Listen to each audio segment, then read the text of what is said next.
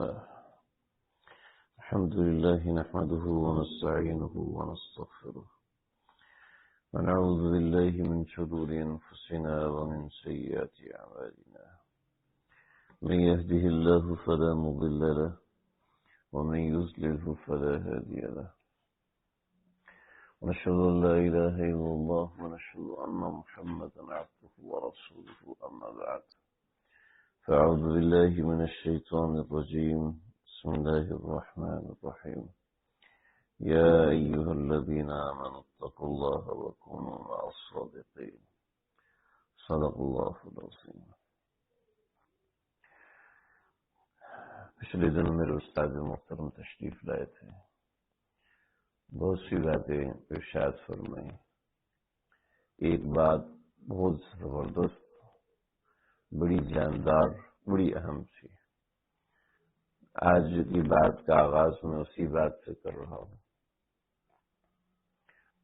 فرمایا کہ جب نبی اکرم صلی اللہ علیہ وسلم کی بعثت ہوئی تو اس وقت قرۂ ارض پر راہبین کی بڑی تعداد تھی، نیک لوگوں کی بڑی تعداد تھی، تاریخ دنیا پھیلے ہوئے تھے.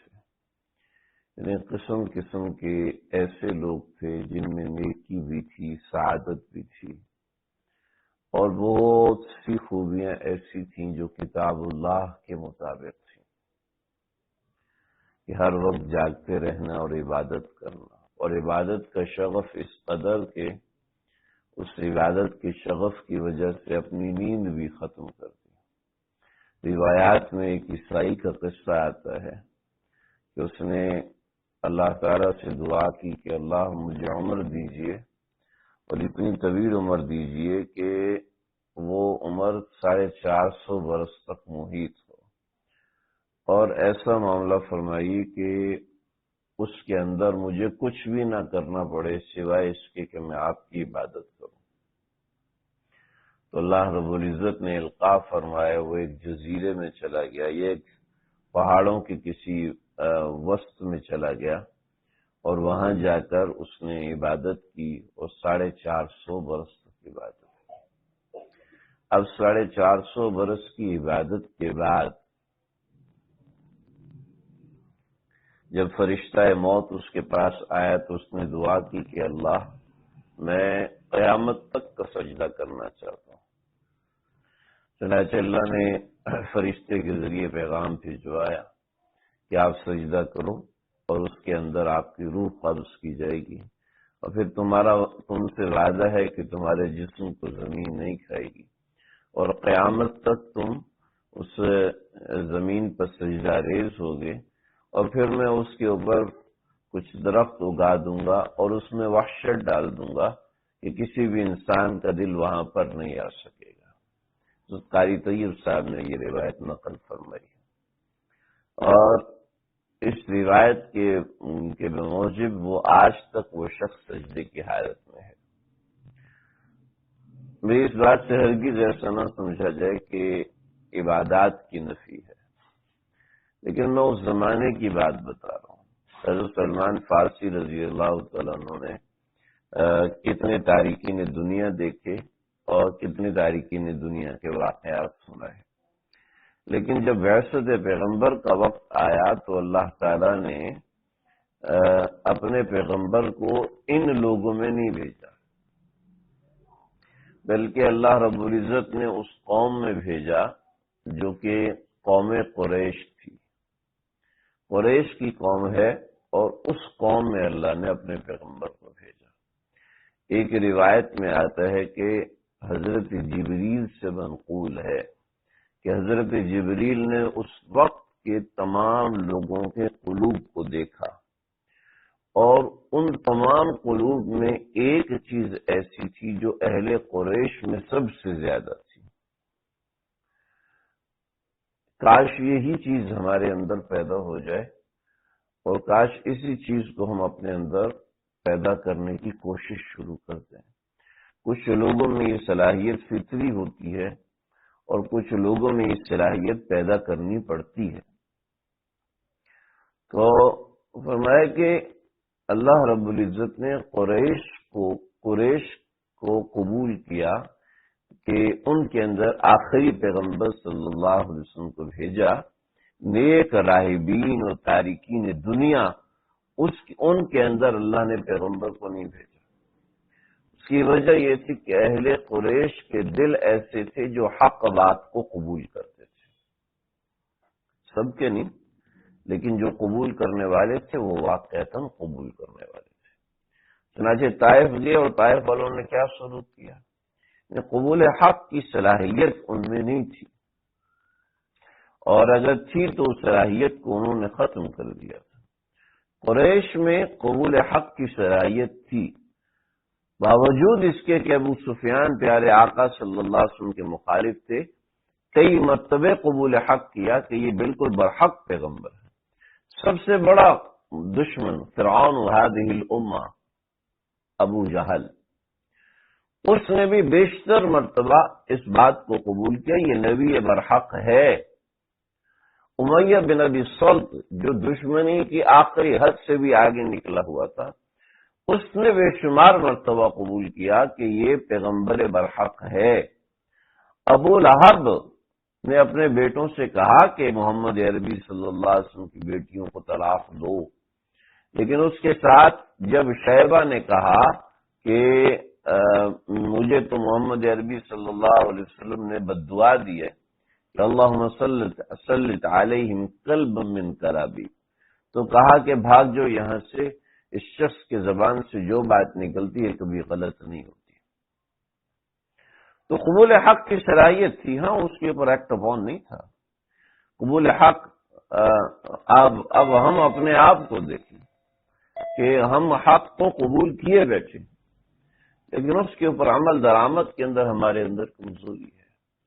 تو ذہن میں رکھیں کہ قبول حق کی صلاحیت اپنے اندر رکھنی چاہیے۔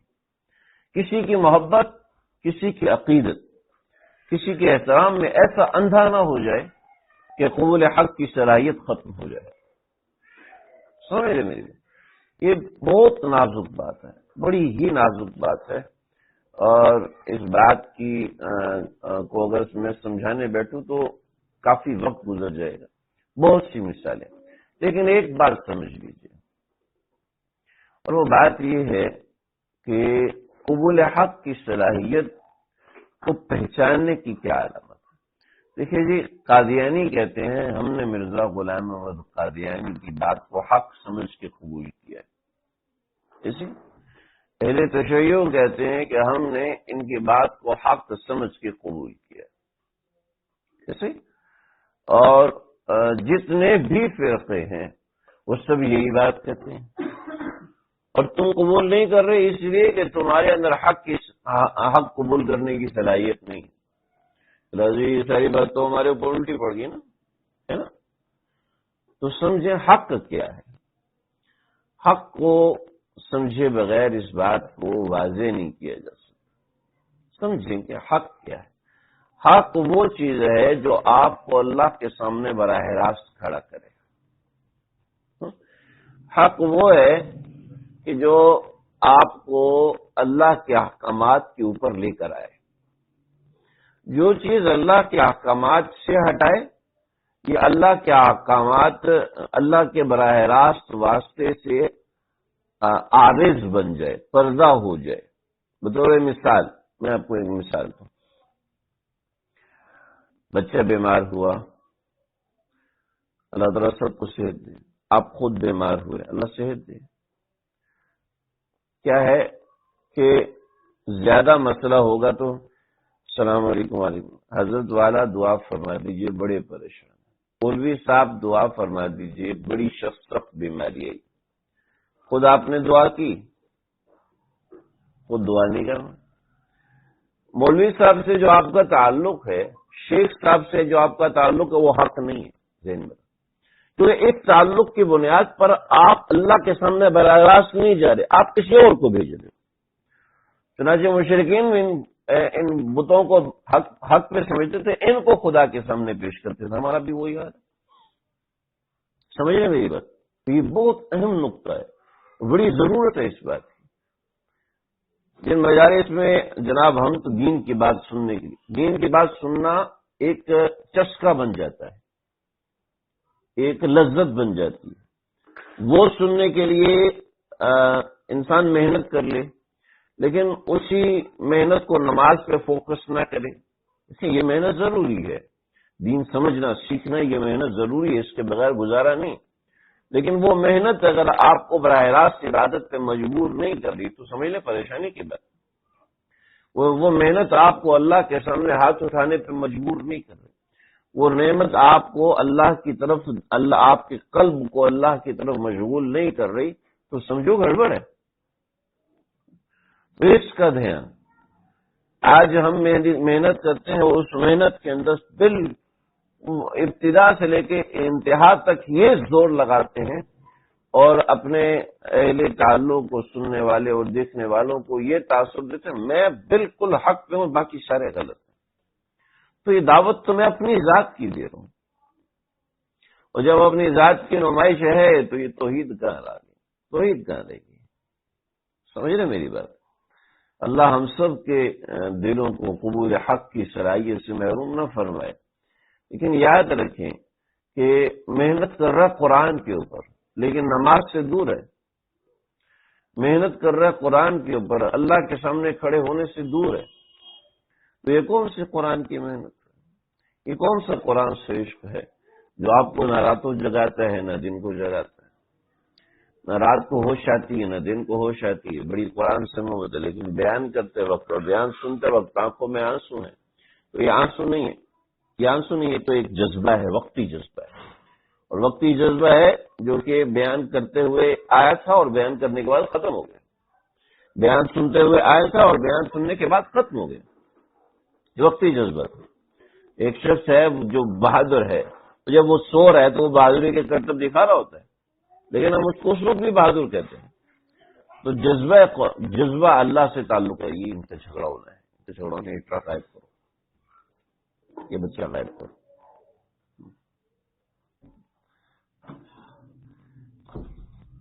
اللہ سمجھ رہے میری بات جی؟ تو اپنے قلب کو بار بار ٹٹولے کہ ہمارا دل اللہ کی طرف متوجہ ہو رہا ہے یا نہیں ہو رہا، ہمارے دل میں گناہ کے بارے میں برائی بیٹھ رہی ہے کہ نہیں بیٹھ رہی۔ جیسے حضرت شیخ العجم عارف باللہ حضرت مولانا شاہ حکیم محمد اختر صاحب رحمۃ اللہ علیہ تعالی علیہ کے پاس ایک شخص آیا، نوجوان آیا، اور اس نے حضرت سے سوال کیا، حضرت میرا دل اللہ کی طرف متوجہ نہیں ہو رہا، 3 برس ہو گئے یا 4 برس ہو گئے، جو بھی اس نے ورڈنگ بولی، کہ میرا دل اللہ کی طرف متوجہ نہیں ہو رہا، تو آپ کی مجالس میں آنے کا کیا فائدہ؟ آپ کی مجلس میں بیٹھتا ہوں، دل پھر بھی اللہ کی طرف متوجہ نہیں ہے، تو میں کیوں آیا کروں؟ تو حضرت نے فرمایا کہ تمہاری بات بالکل ٹھیک ہے، اور یہ تجزیہ آپ کو کرنا چاہیے، لیکن مجھے ایک بات کا جواب دو، کیا یہ اتنے برس آنے کے بعد تمہیں یہ احساس ہے کہ یہ چیز گناہ ہے، فلاں عمل گناہ ہے، فلاں عمل گناہ ہے نہیں کرنا چاہیے، اگرچہ تم اس سے بچ نہیں رہے، لیکن یہ دل میں آ رہا ہے کہ یہ گناہ ہے، اچھی ہے، تو یہ دل میں آ رہا ہے، تو میں یہی تو اللہ کی رضا کا تعلق ہے، یہی تو اللہ سے جوڑ ہے کہ آپ کو اندر سے گلٹی ہو رہا ہے، آپ اندر سے گلٹ محسوس کر رہے ہو کہ میں یہ اچھا کام نہیں کر رہا، تو یہ جو آپ کا گلٹ ہے آپ کو کبھی نہ کبھی اس گناہ سے روکے گا، کیونکہ انسان ہے جلد باز، ہم ہیں جلد باز، جلد بازی میں ہم چاہتے ہیں یار آج ہی سب کچھ ہو جائے، لیکن یقین کرنا آج سب کچھ نہیں ہو سکتا، جو چیز آپ کو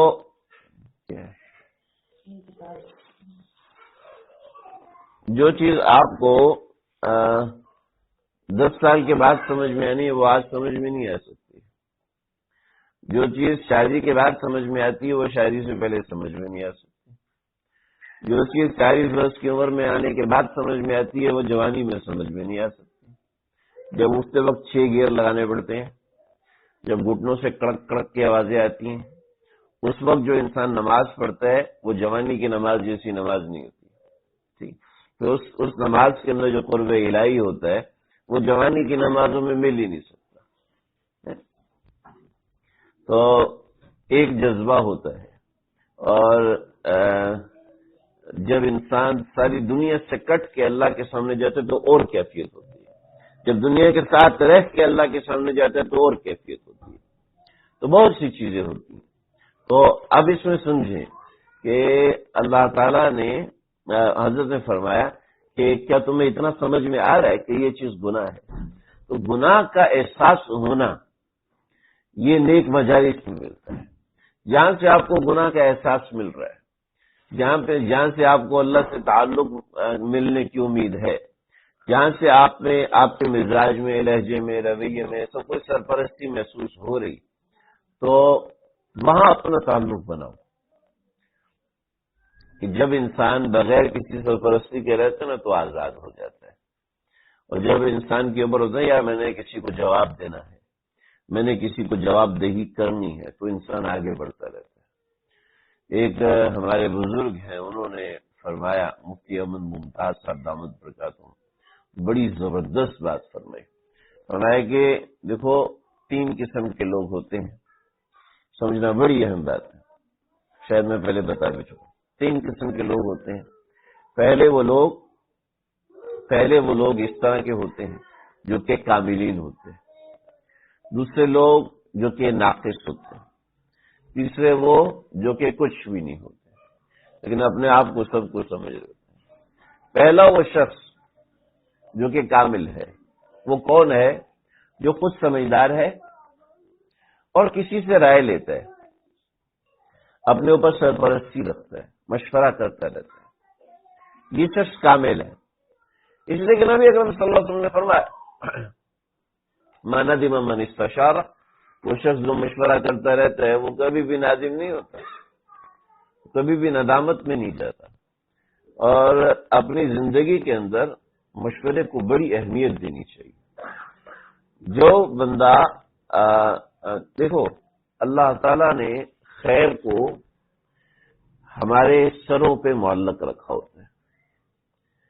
جب انسان اپنی احتیاج دکھاتا ہے وہ کہتا ہے بھائی مشورہ تو کیا کرنا چاہیے، اب یقین کریں کہ وہ خیر اللہ کی طرف سے متوجہ ہو جاتی ہے. واٹ ایور وہ مشورہ صحیح تھا یا غلط تھا اس سے کوئی واسطہ نہیں. دیکھیں نبی اکرم صلی اللہ تعالی علیہ وسلم کو پتہ چلا، حضرت حمزہ نے پیغام بھیجا کہ بھئی قریش 3000 کا لشکر لے کے آ رہے ہیں، مدینے پہ حملہ کرنا ہے، بدر کا بدلہ لینا ہے، آپ لوگ اپنی تیاری کیجیے. تو نبی اکرم صلی اللہ علیہ وسلم نے صحابہ کرام کو بلایا، کہا کہ کیا کرنا چاہیے، مدینے میں رہ کے مقابلہ کریں یا مدینے سے باہر جا کے مقابلہ کریں. تو صحابہ کرام صحابہ کرام نے عرض کیا کہ یا رسول اللہ آپ فرمائیں.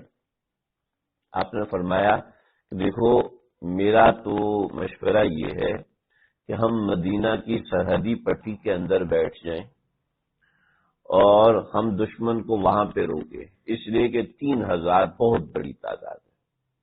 ہم ان کو وہاں روکیں، ان میں سے جو لوگ اس ہمارے نرغے سے نکل کر شہر کے اندر داخل ہوتے ہیں تو بچے اور عورتیں چھتوں کے اوپر پتھر اکٹھے رکھیں اور جو بھی آتا ہے اس کو پتھروں سے استقبال کریں. لہذا یہ تتر بتر ہو جائیں گے اور ختم ہو جائیں گے، جیسے کہ پلان غزوہ خندق میں بنا. تو صحابہ کرام تو آپ نے فرمایا میرا یہ مشورہ ہے. اس کے ساتھ آپ صلی اللہ علیہ وسلم نے فرمایا میں نے ایک خواب دیکھا ہے، اور خواب یہ دیکھا ہے کہ ایک گائے ہے وہ ذبح ہو گئی ہے، گائے ہے وہ ذبح ہو گئی اور میں ایک بند قلعے کے اندر ہوں اور میری تلوار جو ہے میں نے اس کو ہلایا تو اس کے اوپر دندانے پڑ گئے، پھر اس کو ہلایا تو پہلے سے زیادہ تیز ہو گئی. تو صحابہ نے پوچھا رسول اللہ مشورہ تو آپ کا یہ ہو گیا لیکن خواب کا کیا مطلب ہے؟ آپ نے فرمایا خواب کا مطلب یہ ہے کہ ہمیں ایک قلعے میں بند رہنا چاہیے اور وہ قلعہ مدینہ ہے، ہمیں اس سے باہر نہیں جانا چاہیے. اور اس کے ساتھ کہا یا رسول اللہ جو آپ نے گائے کو ذبح ہوا دیکھا ہے فرمایا کہ کچھ صحابہ کرام شہید ہوں گے. کہا جو آپ کی تلوار کے اوپر دندانے پڑ گئے ہیں فرمایا کہ میرے کوئی عزیز، کوئی قریبی رشتہ داروں میں سے کوئی رشتہ دار شہید کیا جائے گا۔ چنانچہ یہ سب سنا تو سننے کے بعد حضرت سعد بن معاذ، حضرت انس بن نضر کھڑے ہوئے، حضرت حمزہ کھڑے ہوئے،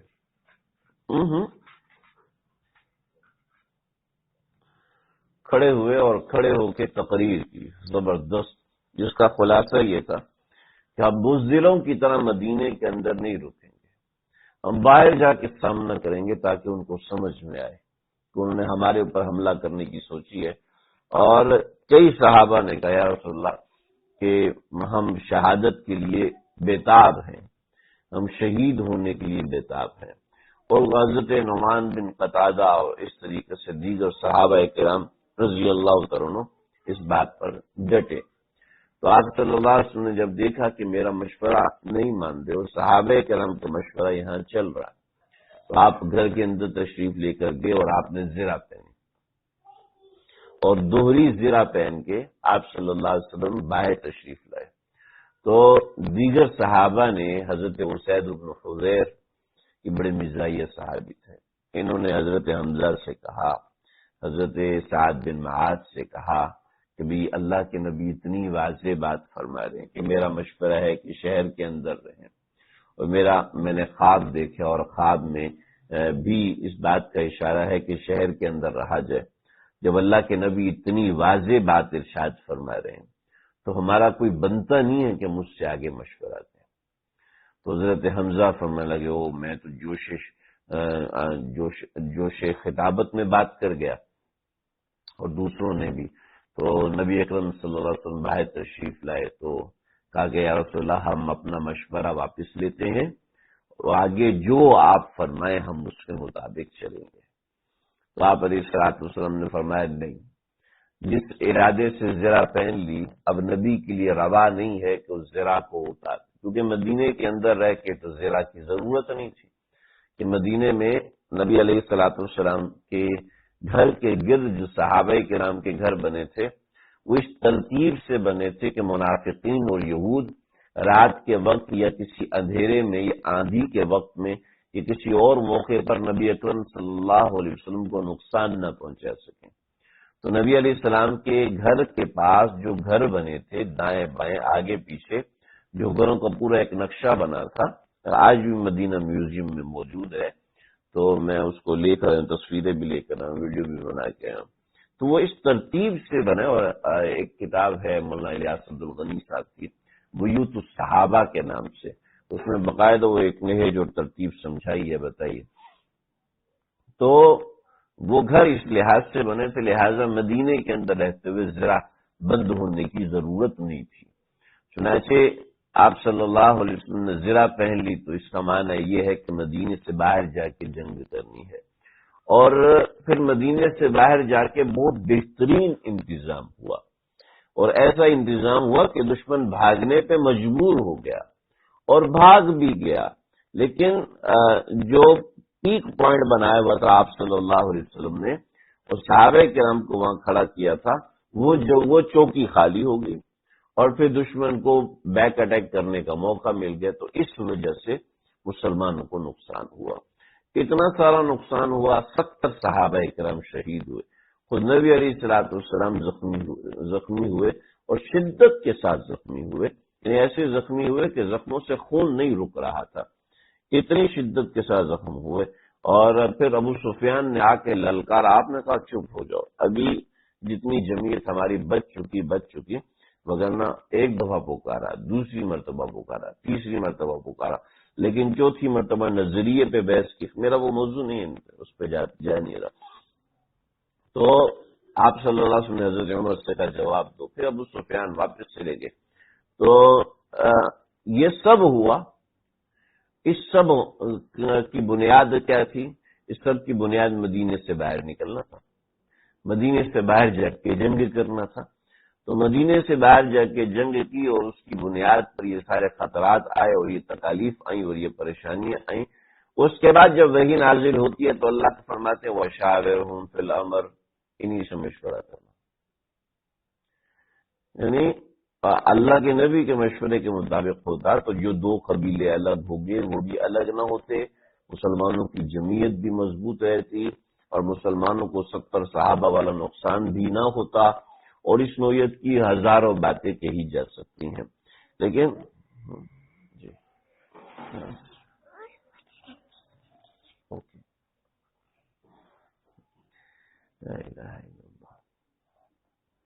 تو دیکھیے جی، اللہ کے نبی نے فرمایا، اللہ کے نبی کو اللہ فرماتے وَشَاوِرْهُمْ فِي الْأَمْرِ، انہی سے آگے مشورہ کر کے چلے۔ پھر ہوا بھی یہی، نبی اکرم صلی اللہ علیہ وسلم کے معمولات آپ پڑھیں، نشر التیر فی ذکر نبی الحبیب صلی اللہ علیہ وسلم، حضرت تھانوی رحمۃ اللہ علیہ نے سیرت کو مختصر انداز میں لکھا ہے، اور اس کے اندر حضرت نے یہی لکھا کہ نبی علیہ الصلوۃ والسلام کی جو معمولات تھے وہ یہی تھے کہ عشاء کے بعد صحابہ کرام، خاص طور پر حضرات شیخین حضرت ابوبکر، حضرت عمر فاروق، ان حضرات سے مشورہ کیا کرتے تھے اور ان حضرات سے مشورہ کر کے معاملہ کیا کرتے تھے، اور بے شمار چیزیں، کئی صحابہ کو اپنے مفتی بنایا، کئی صحابہ کو مسئلے بتانے پر معمور فرمایا، اور اس طرح کی بہت سی چیزیں تھیں۔ تو ایک وہ جو کہ خود تو سمجھدار ہوتا ہے اور اپنے اوپر کسی کو سرپرست رکھتا ہے، ایسا شخص کامل بنتا ہے کہ وہ اپنے اعمال پہ نظر، تو اس کو پتہ ہے کہ جو میں معمولات کر رہا ہوں یہ اس کا جواب مجھے دینا ہے۔ بھائی کی لائٹ آن کریں بیٹا، بچے گر گر نہ جائیں۔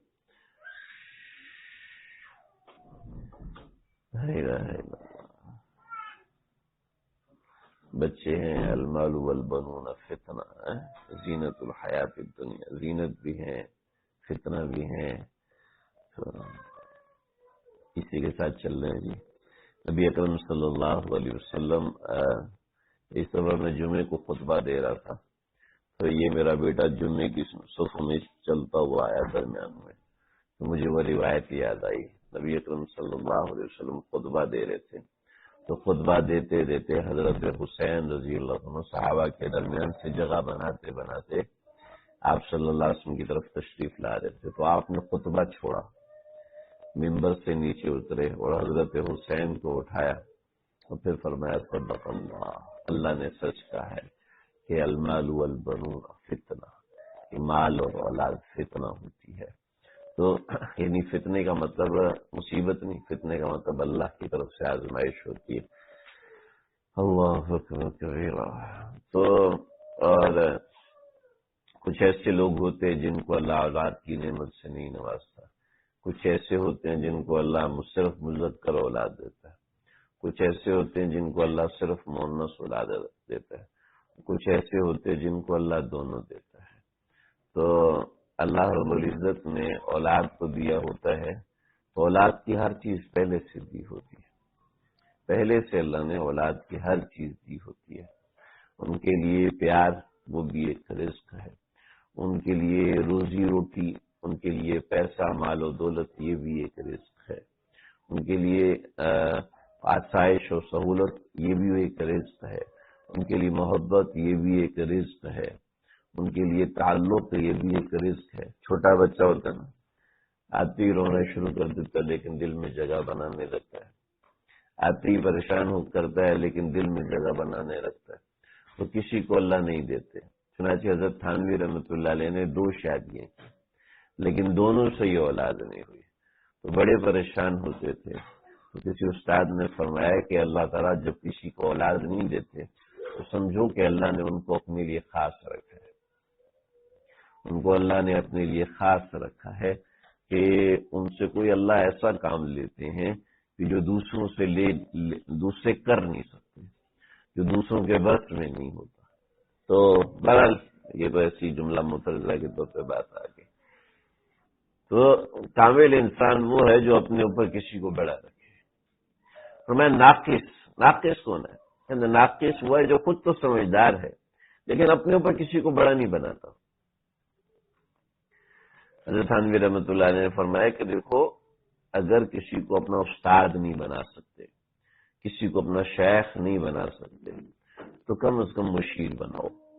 مشیر مطلب اپنے معاملات میں مشورہ کرو، کسی ایسے شخص کو جو مخلص ہو، کسی ایسے شخص کو جو دین کی فہم رکھتا ہو، ایسے کسی شخص سے دین کے حوالے سے مشورے لو، بات چیت رکھو کہ مشورے میں اللہ کے نبی کا وعدہ ہے، جو مشورہ کر لیتا نا نادم نہیں ہوتا۔ آپ کو ایک ندامت اور اس کے حوالے سے ایک مزے کی بات بتاؤں۔ نبی اکرم صلی اللہ علیہ وسلم سیدہ زینب کے گھر تشریف لے کر گئے، حضرت زینب بنت جحش، ان کے گھر تشریف۔ داؤد بیٹا آپ نیچے جائیں، شاباش نیچے جائیں۔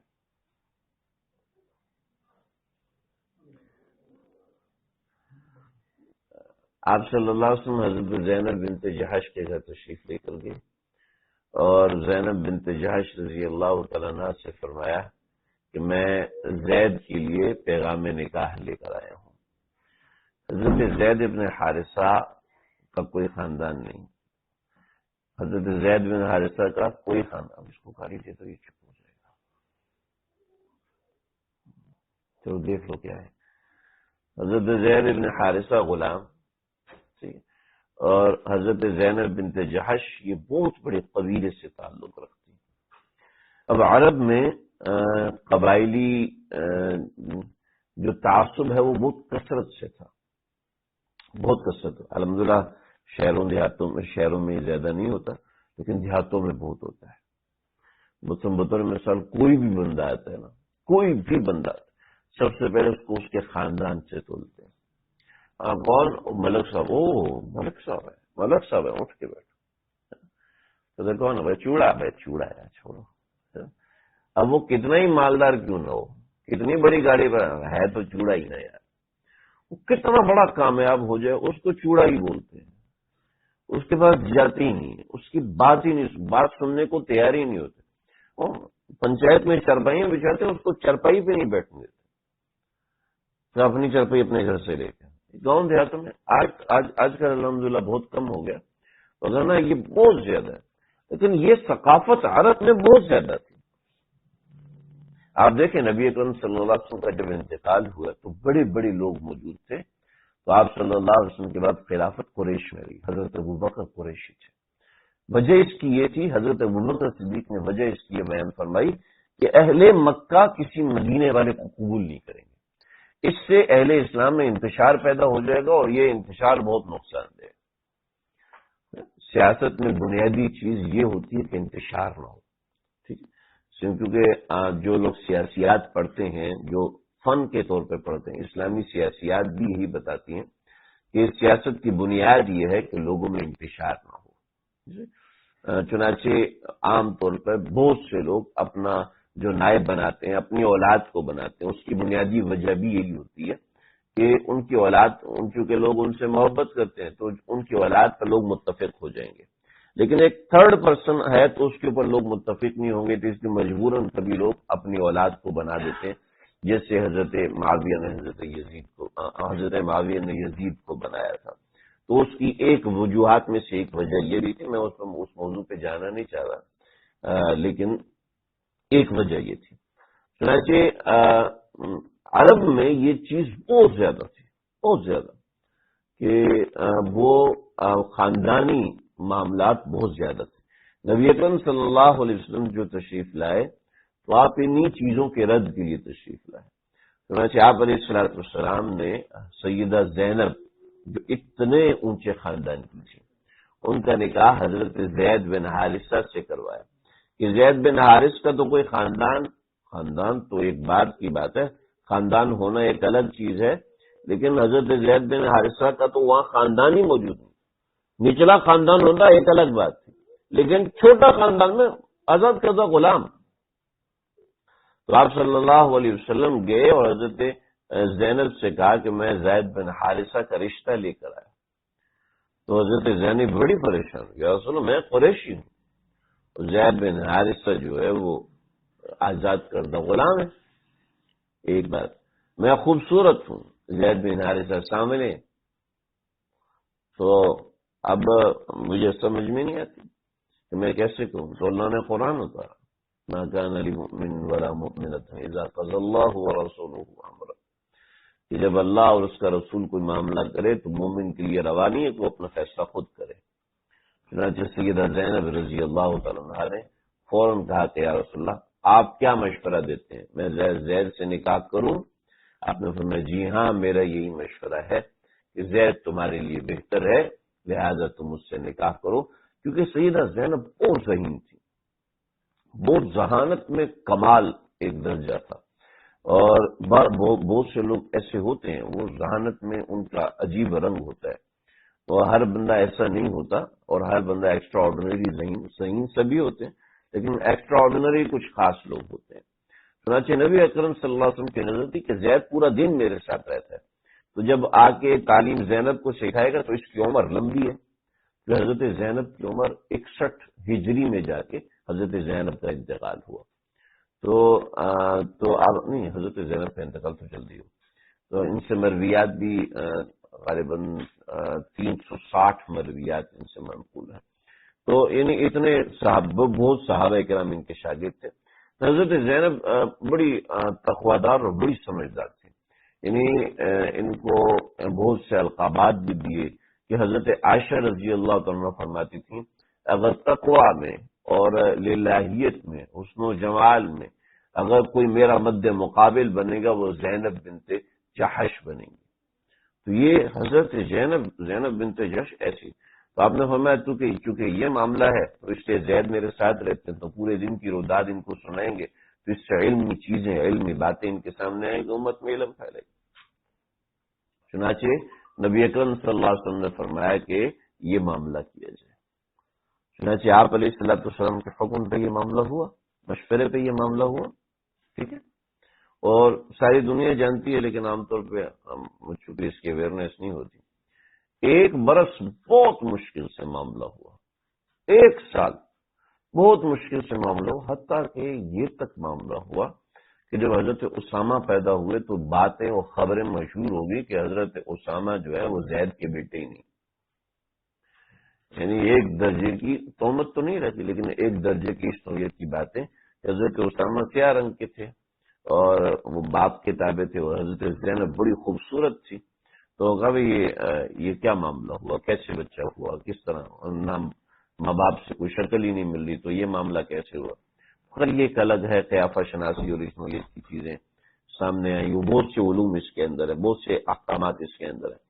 چنانچہ نبی اکرم صلی اللہ علیہ وسلم کے پاس حضرت زید بکثرت ہے، اور قرآن مجید میں حضرت زید کا نام آیا، پورے قرآن میں کسی صحابی کا نام نہیں ہے، صرف حضرت زید کا نام ہے، فلما قضا زید منہا وطرا زوجناکہا، کہ حضرت زید نے 1 سال کے اندر حضرت زینب کو طلاق دے دی،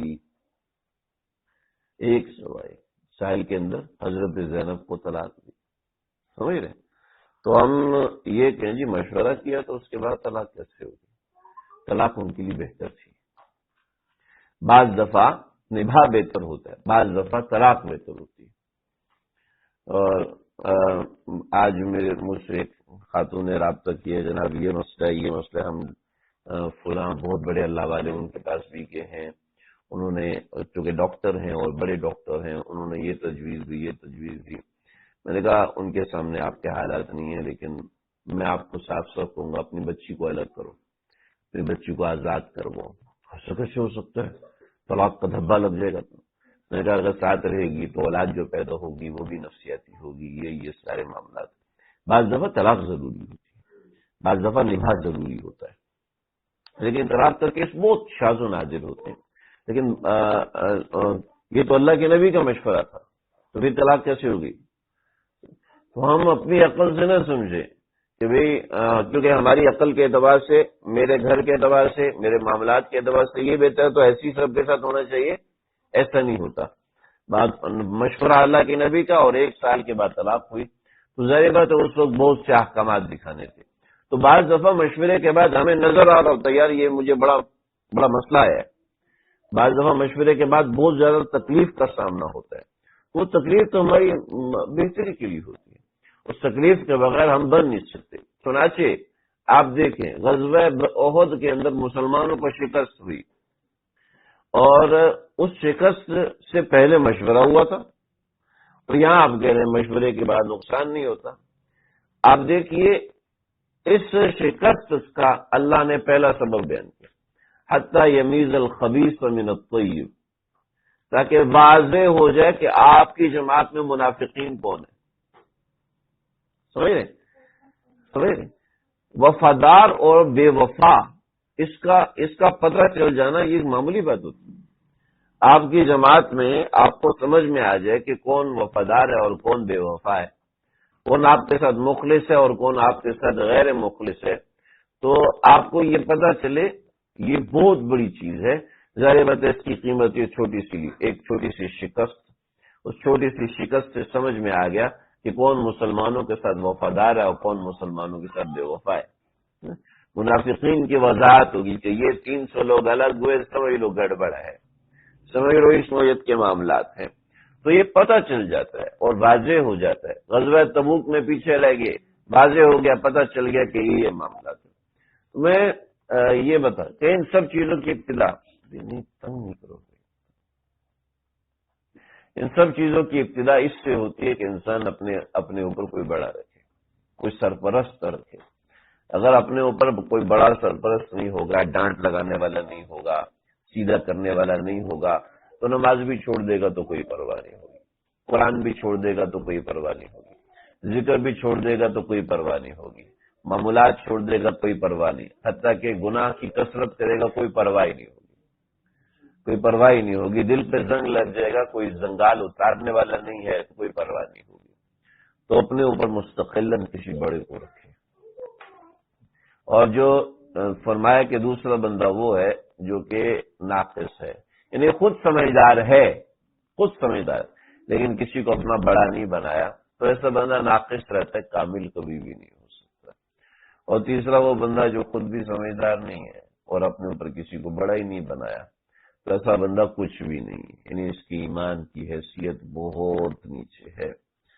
تو یہ معاملات ہیں. ہمارے ہاں یہ ہوتا ہے کہ ہم کسی کو شیخ بنا لیتے ہیں، اور وہ شیخ بنانا بالکل ایک فارمیلٹی ہوتا ہے.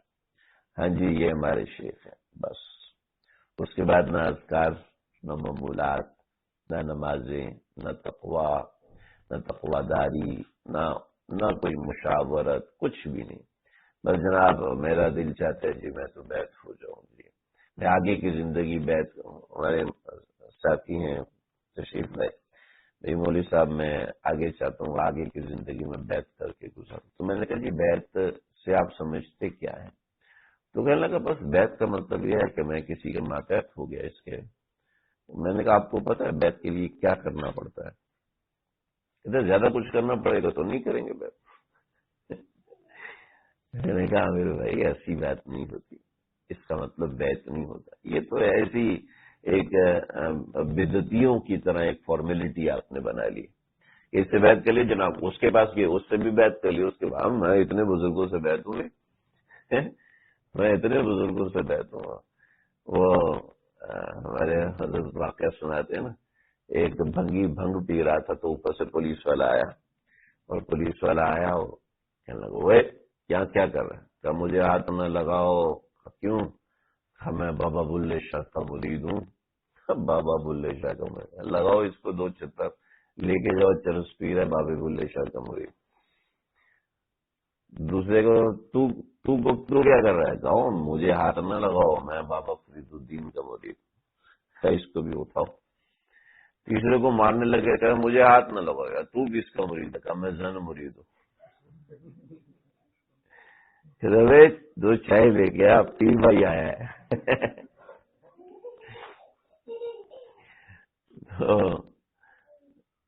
اصل تو یہ ہے کہ انسان اپنے اوپر کسی کو سرپرست رکھے، کہ اس کے ساتھ ایسا معاملہ ہو کہ وہ ڈانٹے، وہ ڈانٹ دے، وہ بے عزت کر دے، تو انسان کو پتہ چلتا ہے ہاں واقعتاً میرے سر پر کوئی سرپرست ہے، میرے سر پہ کوئی بڑا ہے. تعلق ہی ایسا رکھے کہ نہ اس سے پوچھنا ہے، نہ اس کو بتانا ہے، نہ اس کو احوال کی خبر دینی ہے، نہ کوئی مشاورت کرنی ہے، نہ کوئی جائز ناجائز، بس اپنی مرضی سے چل رہے ہیں. تو یہ کوئی شیخ بنانا نہیں ہوتا، یہ کوئی مشیر بنانا نہیں ہوتا. اپنے احوال پہ نظر رکھوانی ہوتی ہے کہ یہ میری نماز ہے، اس طرح ہے، ٹھیک ہے، یہ میرا قرآن ہے، یہ میری تلاوت ہے، اس طرح ہے، ٹھیک ہے. یہ میرے اعمال ہیں اور میں اس طرح کر رہا ہوں، اس طرح ہے، ٹھیک ہے، اپنے اعمال اور احوال بتانے ہوتے ہیں اور وہ رابطہ کرنا ہوتا ہے، اور رابطے کے بغیر یہ چیز ممکن نہیں ہوتی۔ اب ایک صاحب نے پوچھا جی میری جو کیفیات ہیں وہ خود بخود آپ کو پتہ چل جائیں گی؟ میں نے کہا جی بالکل پتہ چلے، آپ کو بتانے کی کیا ضرورت ہے، میرا کام ہی ہے، میں سب کی کیفیات چیک کرتا رہوں یہاں سے اسکینر لگا لگا کے۔ تو شیخ کو بنا عالم غیب۔ ایک صاحب نے کہا کہ مجھے کہنے لگے کہ میں بیعت ہونا چاہتا ہوں، لیکن مجھے آپ پہلے بتائیں کہ شیخ عبد القادر جیلانی کی مجلس میں آپ کا کون سا مقام ہے؟ میں نے کہا استغفر اللہ، شیخ عبد القادر جیلانی نے کہاں پر مہر ولایت لگائی تھی؟ میں نے کہا توبہ کرو بھائی، کہ اللہ کے نبی کی مجلس میں آپ کس جگہ بیٹھے ہوئے تھے؟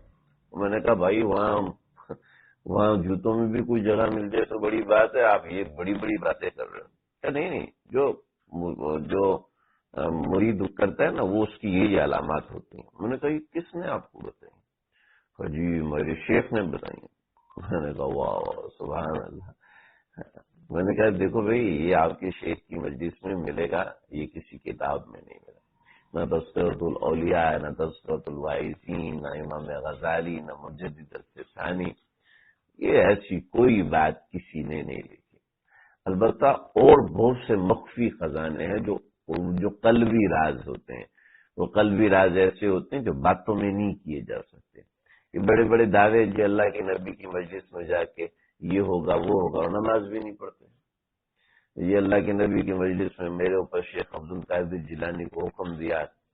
اب شیخ عبد القادر جیلانی سے کچھ ملفوظات ہیں، ان ملفوظات کا ایک اپنا مطلب اور ایک اپنا معنی نکال کر اور مکتوبات مجدد الفسانی اس کی اپنی تشریحات کر کے بھی اس کا یہ مطلب ہے، یہ مطلب ہے۔ دیکھو مجدد الفسانی مرید بیچارے نے کون سا وہ کتاب اٹھا کے پڑھنے کہ حضرت نے مکتوبات کے اندر یہ بات لکھی ہے، وہ بیچارہ تو جو اس نے بولا ہے کہ یہ چیزیں نہیں ہوتی جی۔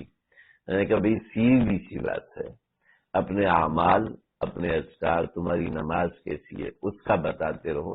کہ نہیں میرے شیخ اونچے درجے کے۔ میں نے کہا بھائی وہ ہوں گے اونچے درجے کے، بھائی ہم ایسے اس لیول کے نہیں، ہم تو فی الحال زمین پر ہی ہیں، ابھی تک کوئی آسمان تک ہماری کوئی ایسی رسائی وسائی نہیں، نہ میں کوئی دعویٰ کرتا ہوں۔ تو اب اس طرح کی چیزیں، ولایت ایسی کہانی نہیں ہے جو ہمیں آسمان تک اڑا کے لے کے، البتہ اس میں بہت سی اصطلاحات بزرگان دین نے لکھی۔ دوائر ہیں، دوائر سماویہ ہیں، سماع اول ہے، پھر عالم خلق ہے، پھر عالم امر ہے، لطیفہ ربانی ہے۔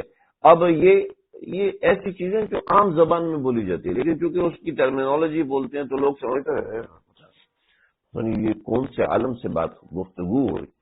اس عالم سے گفتگو نہیں ہوتی بھائی، بس اصطلاحات کا ٹرمینالوجیز ہیں۔ وہ ٹرمینالوجی جیسے ہم بخار چکر بھائی 100 بخار ہو گیا، ڈاکٹر اس کو فوراً ہائٹ میں کہتا ہے، وہ کوئی اور ٹرمینالوجی استعمال کرتا ہے تاکہ مریض کو پتہ نہ چلے، اس کو صحیح سے الو بناؤ، اس کو ٹھیک طریقے سے الو بناؤ۔ دوبارہ بھی میرے پاس یہ ہے ڈاکٹر صاحب جو کتنے پریشان۔ تو ہم لوگوں نے بھی دین کو ایسی دکانداری بنائی، ایسا کچھ نہیں ہے۔ دیکھو جی سیدھی سی بات ہے، اپنے اعمال پہ نگرانی رکھنی، ٹھیک ہے۔ میں ایسی نماز پڑھتا ہوں کہ کسی کو بتا سکوں میں ایسی نماز پڑھتا ہوں۔ جب یہ دھیان ہوگا نا کہ میں نے کسی شیخ کو اپنی نماز کی کیفیت بتانی ہے تو خود ایک طبعی طور پر نماز میں تبدیلی آئے گی۔ جیسے سامنے پولیس والا کھڑا ہو اور آپ موٹر وے پہ جا رہے ہیں گاڑی لے کر، تو آپ کی سپیڈ وہی رہے گی 150 160، یا خود بخود نیچے آئے گی، ابھی چلان کاٹے گا۔ یہ ہے نگرانی، ٹھیک ہے۔ اپنے اعمال پہ نگرانی ہوگی۔ جب اعمال دیکھو بچہ جب اسکول پڑھتا ہے تو بڑا ڈسپلن ہوتا ہے، جب باہر نکلتا ہے تو کچھ ڈسپلن رہتے ہیں کچھ نہیں رہتے۔ تو جو اپنے استاد کو واقعتاً اپنا محسن سمجھتے تھے وہ ڈسپلن رہتے ہیں، جو باہر نکل جاتے ہیں اور اپنے استاد کو محسن نہیں سمجھتے وہ ڈسپلن نہیں رہتے، چھوڑا یار پابندیوں، اللہ کا شکر ہے پابندیوں سے باہر نکل گئے جی۔ تو دین میں بھی اپنے اوپر کسی کو رکھنا ہوتا ہے، اپنے اعمال بھی۔ میں تلاوت اس دفعہ جو تلاوت کی ہے، اس پورے ہفتے میں جو تلاوت کی، کوئی اتنا مشکل نہ، ہفتے کے معمولات بتا دیں، 2 ہفتے کے معمولات بتا دیں، 1 مہینے کے معمولات، لیکن شروع میں جلدی بتانا، شروع میں ایک ہفتے میں بتائے کہ بھئی میرے یہ اعمال ہے، میرے یہ اعمال ہے، اور اس میں یہاں مجھ سے یہ ہو گیا ہے، یہ گڑبڑی ہے، کتنے بڑے درجے کی ہے، کیا کرنا ہے۔ بطور مثال مجھے کسی نے بتایا کہ بھئی میرا ذکر چھوٹ گیا۔ میں نے کہا آپ کا ذکر نہیں چھوٹنا چاہیے، ابھی تو آپ ICU میں، ابھی اگر آپ کی دوائی کا ناغہ وغیرہ گیا، آپ 6 مہینہ 7 مہینے گزارو، اس کے بعد ذکر چھوٹ کوئی بات نہیں، ہو جاتا ہے، کبھی کبھار ہو جاتا ہے، لیکن وہ انسان کا دل چونکہ کام کر رہا ہوتا ہے تو وہ خود بخود اس کی کمی پوری ہوتی رہتی ہے۔ جو انسان کے اندر شوگر کی کمی ہوتی ہے تو جسم کا دوسرا عضو چلتا ہے، اس کو پورا کر دیتا ہے، لیکن انسان اپنے آپ کو پہلے عادی بنائے نا کسی کی نگرانی میں رہے۔ 8-8 سال 10-10 سال شیخ کے ساتھ رجوع تعلق ہے، بیانات میں شرکت ہے، بیانات سننے کا شوق پیدا ہو گیا، بس اس کے علاوہ اندر کوئی تبدیلی، اندر کچھ بھی نہیں ہے، تو یہ کون سی نگرانی ہوئی، یہ کون سی دین کی ترقی ہوئی؟ اور ہر مجلس میں جانا بہت ضروری ہے، بہت ضروری ہے، اس کے بغیر موٹیویشن، ترغیب ترغیب ترغیب۔ پورے قرآن میں صرف 500 آیات ہیں جن میں حکم دیا گیا، بس بلکہ جتنی آیات ہیں 6200 کے قریب کچھ آیات ہیں، 500 آیات میں صرف حکم ہے، اقیموا الصلاۃ وآتوا الزکاۃ، کتب علیکم الصیام کما کتب علی الذین من قبلکم لعلکم تتقون، واتموا الحج والعمرۃ للہ، کتب علیکم القصاص فی القتلى الحر بالحر والعبد بالعبد والانثى بالانثى فمن عفي له من اخیہ شیء فاتباع بالمعروف یا ایھا الذین آمنوا کتب علیکم الصیام کما کتب علی الذین من قبلکم، اور یا ایھا الذین آمنوا کتب علیکم القتال کما کتب علی الذین من۔ قرآن مجید 500 آیات ہیں، بس اقیموا الصلاۃ وآتوا الزکاۃ، اقیموا الصلاۃ وآتوا الزکاۃ، سب ملا کے 500 آیات احکامات، بس کیا ترغیب ترغیب ترغیب ترغیب، صرف ترغیب، صرف ترغیب، ترغیب از حد ضروری ہے، اور ترغیب میں ناغہ ہونے سے کمی آنے لگتی ہے، اعمال میں کمی آتی ہے۔ ترغیب کے ساتھ